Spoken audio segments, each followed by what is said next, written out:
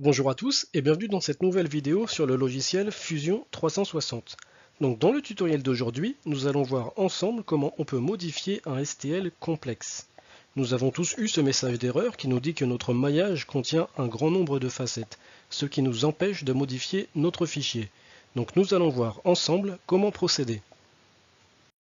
Donc on va aller dans Insérer et insérer le maillage. On va chercher notre STL. On va attendre un petit peu qu'il se charge et on fait OK. Donc là, si on veut modifier ce STL, il va falloir qu'on aille dans la petite roue en bas à droite et qu'on fasse ne pas capturer l'historique de conception. Je mets continuer.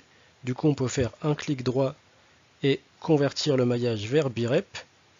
Et là, si on fait OK, on a ce message d'erreur qui nous dit qu'on a trop de facettes.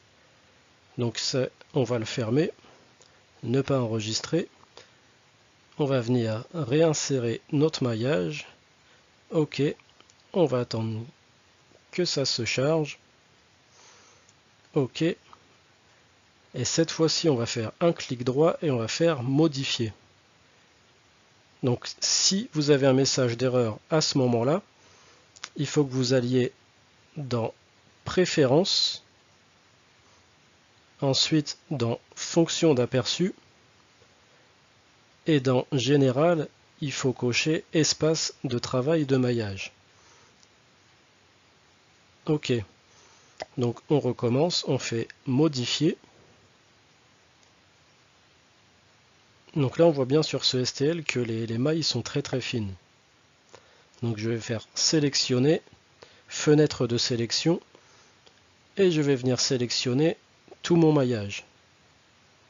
Une fois que tout est sélectionné, je clique sur Réduire et on va modifier la densité. Donc là par défaut il me propose 0,30. Donc moi ça me paraît plutôt pas mal, donc je vais faire OK.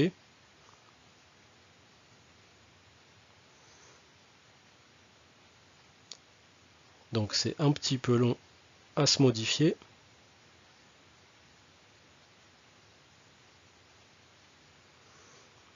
Ok, donc le maillage a été modifié. Donc là on voit bien que les mailles sont beaucoup plus grosses. Donc on va pouvoir recommencer la même manip. On va faire ne pas capturer l'historique de conception, continuer. On fait un clic droit sur le STL, on clique sur maillage vers birep et on fait OK. Et cette fois-ci, du coup, on a juste un avertissement. Donc on peut faire OK. Et là, notre maillage, donc notre nuage de points, va se transformer en solide. Et maintenant, ce solide, on peut le modifier. Donc là, on voit bien qu'on a encore un en plus du maillage. Donc on va faire une petite modification pour l'exemple.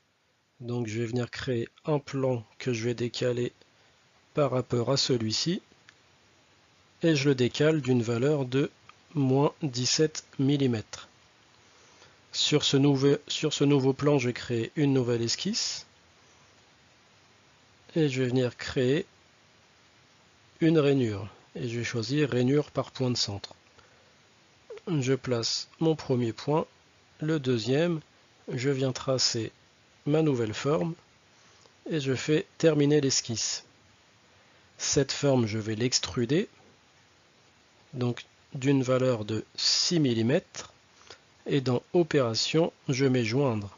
Je fais OK, et là on obtient une petite plaque sur laquelle on va pouvoir venir mettre une inscription. Donc je crée une nouvelle esquisse sur cette plaque. Je vais dans Créer, puis Texte, et on va venir insérer un texte. Donc moi je vais écrire le nom de la chaîne, Creadin 3D. Je vais mettre en gras, je règle la taille, je vais mettre 7. Je viens repositionner mon texte et je fais OK. Je peux terminer l'esquisse. Et ce texte, on va lui aussi venir l'extruder. Donc je vais renseigner une valeur de 2 mm et je fais OK. Donc voilà, c'était un petit exemple de modification de notre STL. Donc voilà, on m'avait posé plusieurs fois cette question en commentaire, donc j'espère que la vidéo vous aura été utile. Je vous invite à mettre un petit pouce bleu si la vidéo vous a plu et à vous abonner à la chaîne pour ceux dont ce n'est pas encore le cas. En attendant, moi je vous dis à bientôt pour la prochaine vidéo.